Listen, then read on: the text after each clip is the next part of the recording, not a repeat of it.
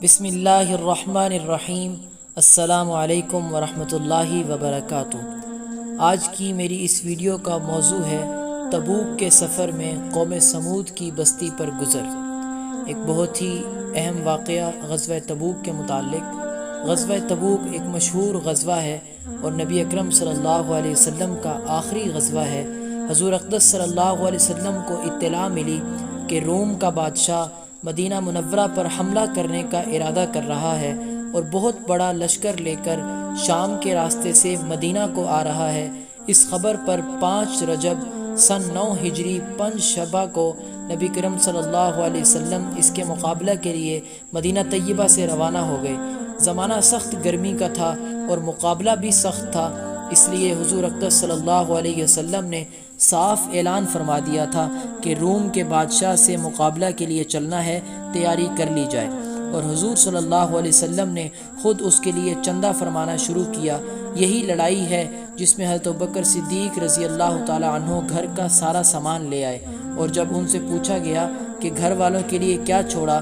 تو فرمایا کہ ان کے لیے اللہ اور اس کے رسول کو چھوڑ آیا۔ اور حضرت عمر رضی اللہ تعالی عنہ گھر کے پورے سامان میں سے آدھا لے آئے، جس کا قصہ باب نمبر 4 میں آتا ہے۔ اور حضرت عثمان غنی رضی اللہ تعالی عنہ نے 1/3 لشکر کا پورا سامان مہیا فرما دیا، اور اسی طرح ہر شخص اپنی حیثیت سے زیادہ ہی لایا۔ اس کے باوجود چونکہ عام طور سے تنگی تھی، اس لیے 10 آدمی ایک اونٹ پر تھے کہ نوبت بنوبت اس پر سوار ہوتے۔ اسی وجہ سے اس لڑائی کا نام جیش العسرہ یعنی تنگی کا لشکر بھی تھا۔ یہ لڑائی نہایت ہی سخت تھی کہ سفر بھی دور کا تھا اور موسم بھی اس قدر سخت کہ گرمی کی انتہا نہیں تھی،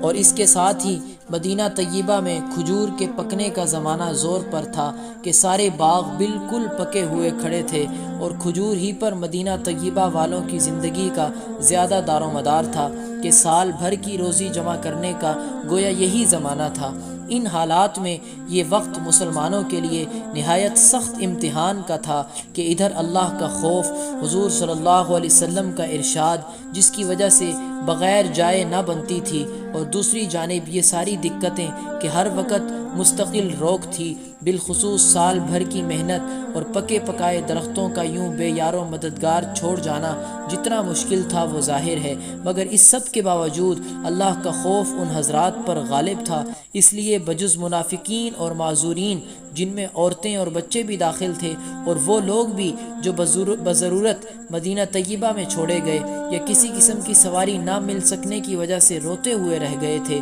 جن کے بارے میں آیت تولوا واعینہم تفیض من الدمع نازل ہوئی، اور سب ہی حضرات ہم رکاب تھے، البتہ 3 حضرات بلا عذر کے شریک نہیں تھے، جن کا قصہ آئندہ آئے گا۔ راستہ میں قوم سمود کی بستی پر گزر ہوا تو حضور اقدس صلی اللہ علیہ وسلم نے دامن سے اپنے چہرہ انور کو ڈھانک لیا اور اونٹنی کو تیز کر دیا، اور صحابہ رضوان اللہ تعالی علیہم اجمعین کو بھی حکم فرمایا کہ یہاں سے تیز چلو اور ظالموں کی بستیوں میں سے روتے ہوئے گزرو، اور اس سے ڈرتے ہوئے گزرو کہ تم پر بھی خدا نخواستہ وہ عذاب کہیں نازل نہ ہو جائے جو ان پر نازل ہوا تھا۔ اللہ کا پیارا نبی اور لاڈلا رسول صلی اللہ علیہ وسلم عذاب والی جگہ سے ڈرتا ہوا، خوف کرتا ہوا گزرتا ہے، اور اپنے جان نثار دوستوں کو جو اس سخت مجبوری کے وقت میں بھی جان نثاری کا ثبوت دیتے ہیں، روتے ہوئے جانے کا حکم فرماتا ہے کہ خدا نخواستہ وہ عذاب ان پر نازل نہ ہو جائے۔ ہم لوگ کسی بستی میں زلزلہ آ جائے تو اس کو سیرگاہ بناتے ہیں، کھنڈروں کی تفریح کو جاتے ہیں، اور رونا تو درکنار، رونے کا خیال بھی دل میں نہیں لاتے۔